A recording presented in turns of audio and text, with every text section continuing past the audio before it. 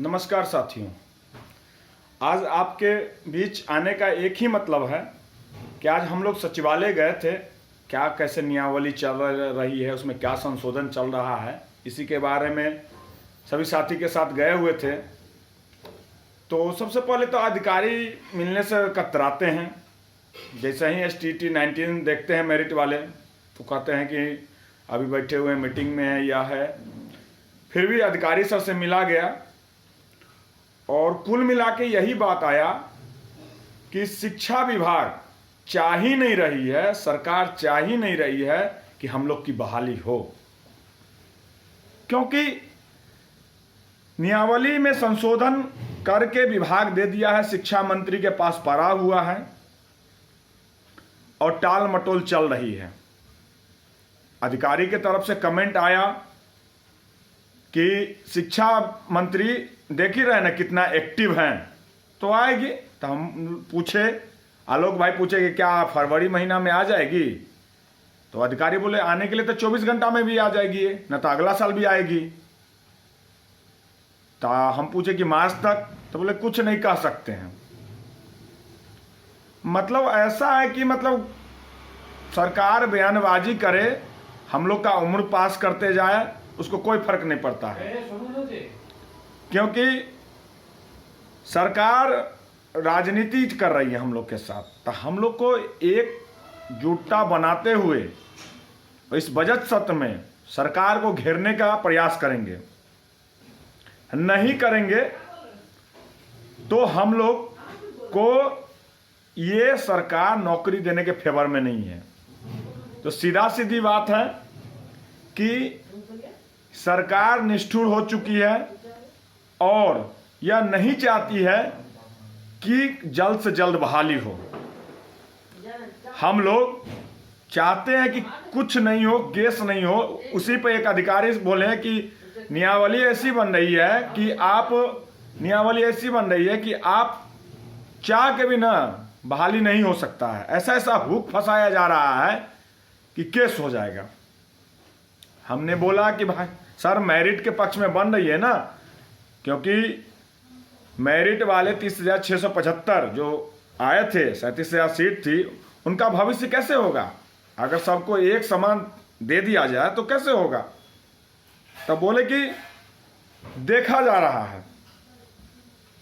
तो कुल मिला के यही है कि हम लोग को कमर कस के तैयार होना होगा आंदोलन के लिए। बजट सत्र में और कुछ बड़ा करना होगा, और नहीं तो इस सरकार देने के फेवर में नहीं है। लाठी चलाएगी, केस करेगी, बस यही करेगी। अगर हम लोग की संख्या बल अधिक से अधिक रहती है तो सरकार हम पे कुछ नहीं कर सकती है। और नहीं, संख्या बल छोटा सा में तो पीस देता है ना। सरकार से लड़ रहे हैं ना, आप सरकार से लड़ने चलिएगा, घर बैठ के लड़ाई नहीं होगी। घर बैठ के आप चाहिएगा कि हम सरकार से जीत जाए तो संभव नहीं है। आपको आना होगा, लड़ना होगा आंदोलन में। जब भी आंदोलन का डेट होगा लड़ना होगा, क्योंकि आज कहते कहते नवंबर, पेपर में तो नवंबर से ऑनलाइन फॉर्म भरा रहा था। आज भी पेपर का चर्चा होगी, क्यों आप लोग आते हैं, पेपर देखिएगा। हम बोले सर पेपर में तो नवंबर में अप्लाई हो रहा था और फरवरी मार्च में तो ज्वाइनिंग भी मिल रहा था। तो रोज पेपर वाले तो छापते हैं, कहाँ से छापते हैं पता ही नहीं चलता है। कुल मिला के यही है कि आप लोग को सभी शिक्षक अभ्यर्थी, खासकर मेरिट अभ्यर्थियों को मैं नम्र निवेदन करता हूं कि आप घर में बैठे रहते हैं तो नहीं जीत पाइएगा। धीरे धीरे जितने भी हमारे वीर योद्धा साथी हैं, सबका मनोबल टूटते जा रहा है कि क्यों लड़े, कोई आता ही नहीं है। किसके लिए लड़े? मेरा सब काम छूट जा रहा है, कोई काम नहीं होता है, घर का काम नहीं होता है। स्वाभाविक है उनका बोलना